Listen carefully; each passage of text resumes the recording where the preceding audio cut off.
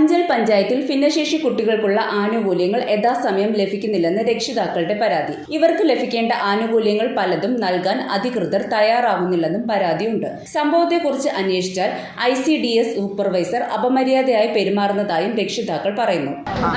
ഞങ്ങൾ പറഞ്ഞു ഇങ്ങനെ കുട്ടിക്ക് കിട്ടാനുള്ള ആനുകൂല്യങ്ങൾ കിട്ടാനുണ്ട് എന്ന് പറഞ്ഞപ്പോൾ അവർ ഈ പൈസയ്ക്ക് ഇങ്ങനെ നടക്കാൻ നിങ്ങൾക്ക് നാണമില്ലേ? എൻ്റെ വീട്ടിലും ഇതേപോലെ ഒരു കുട്ടിയുണ്ട്, ഞാൻ ഇങ്ങനെ പൈസ എന്ന് പറഞ്ഞ് നടക്കുന്നില്ല, നിങ്ങൾക്ക് ഇങ്ങനെയുള്ള കുട്ടികളെ കൊണ്ട് നടക്കാൻ നാണമില്ലേ എന്ന് ഞങ്ങൾക്ക് ചോദിച്ചു.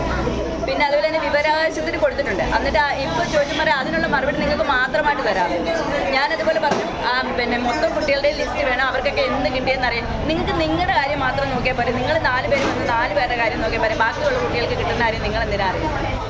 അങ്ങനെ ഞങ്ങൾ ഇതിന് കൊടുത്തിട്ട് ഇതുവരെയും അതിനുള്ള ഒരു മറുപടി തന്നിട്ടില്ല. പഞ്ചായത്തുകാരും അതുപോലെ തന്നെ പഞ്ചായത്തിൽ നിന്ന് വിളിപ്പിക്കാന്ന് പറഞ്ഞിട്ട് ഇതുവരെയും വിളിപ്പിച്ചിട്ടില്ല.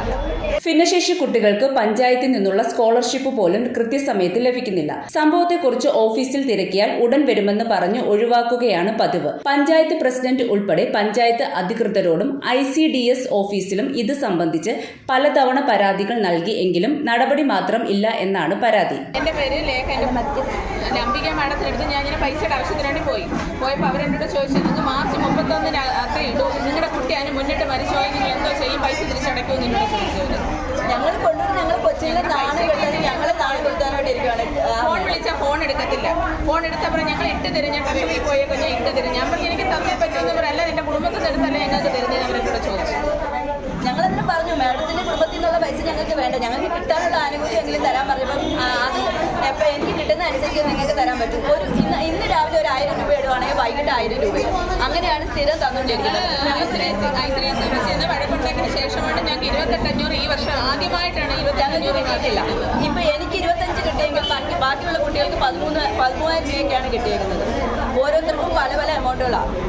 ഈ 2 വർഷം കൊണ്ടാണ് ഇത്രയും കുറച്ച് എമൗണ്ട് കിട്ടുന്നത്. അടുത്തുള്ള മറ്റു പഞ്ചായത്തുകളിൽ ഒരു കുട്ടിക്ക് 28,500 രൂപ വരെ പ്രതിവർഷം ലഭിക്കുമ്പോൾ അഞ്ചൽ പഞ്ചായത്തിലെ ഭിന്നശേഷി കുട്ടികൾക്ക് 16,000 മുതൽ 20,000 രൂപ മാത്രമാണ് ലഭിക്കുന്നത്. ചോദിക്കുമ്പോൾ കുട്ടികളെ വിവിധ കാറ്റഗറിയായി തിരിച്ചാണ് തുക അനുവദിക്കുന്നതെന്നാണ് അധികൃതരുടെ മറുപടി. എന്നാൽ ഓഫീസിലെത്തി ബഹളം വെക്കുകയും പ്രതിഷേധിക്കുകയും ചെയ്യുന്നവർക്ക് ആനുകൂല്യങ്ങൾ ലഭിക്കാറുണ്ട് എന്നും പരാതിക്കാർ പറയുന്നു. അഞ്ചൽ പഞ്ചായത്തിൽ വിളിച്ചു ചേർത്ത ഭിന്നശേഷിക്കാരുടെ ഗ്രാമസഭ രക്ഷിതാക്കൾക്ക് പറയാനുള്ളത് പോലും കേൾക്കാൻ അധികൃതർ തയ്യാറായില്ലെന്നും ഭിന്നശേഷി കുട്ടികളുടെ സ്കോളർഷിപ്പിന്റെ മറവിൽ വൻ തട്ടിപ്പാണ് നടക്കുന്നതെന്നും രക്ഷിതാക്കൾ പറയുന്നു.